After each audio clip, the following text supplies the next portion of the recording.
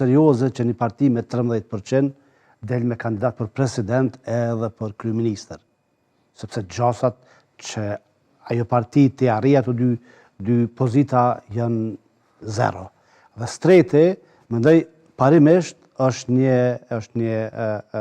kundërthonje e madhe, sepse vazhdimisht edhe Lidhja Demokratike e ka akuzuar lëvizjen vetëvendose që ajo po i kërkon 3 pozitat kryesore.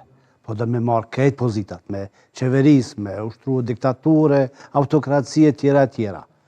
Dhe në mënyrë vetë, pak a shumë, po përgatitet, nëse mund të them, për një situatë tillë. Kështu që unë e shoh këtë. A besoni se LDK pak a shumë e di, megjithëse është herët sigurisht gjykohet një gjë e tillë, por e di se nuk dale para si parti politike, nuk do e marrë postin e kryeministrit, por më shumë po insiston ndoshta ose po përgatitet për këtë pjesën e pozitës së presidentit me Vjosa Osmani në krye. Po sigurisht që simbolikisht kjo është simbolik, sepse është e qartë ata e dinë që nuk mundet me ndodh ai rrotullim aq i madh kur një parti me 13% edhe mund gjallë Ibrahim Rugova se nuk mundet më bëni kthesë e tillë, kështu që mendoj që gjasat janë zero, por se janë ambicjet e mëdha, është egoja e madhe mbi të gjitha e zonjës Osmani, po është edhe kriza e madhe e leadershipit që ka Lidhja Demokratike.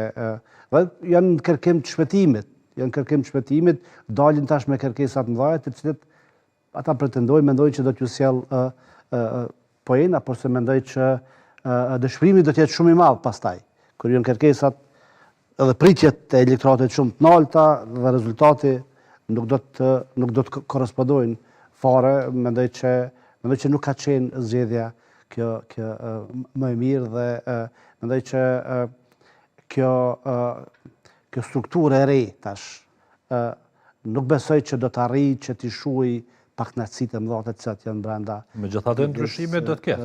Ndryshime do të ketë edhe ato drastike, sepse unë nuk mendoj që do të ketë ndryshime. Nëse tërheq pas vetë Vjosa Osmani në 10-15%, do të thonë LDK ta bën të 25%. 10-15% është shumë. Partia këti ka pas 13. 12 pikë diçka. 10-15 janë shumë. Po jo, nuk janë shumë.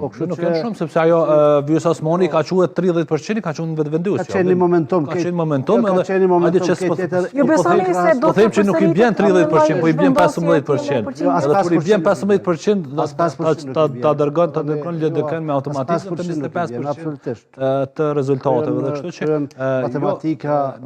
Jo, nuk janë matematika, por na jemi dëshmitar sepse këtu ka ndodhur. Domethënë kur ka ndodhur 2021, sepse s'ndodhet 2026.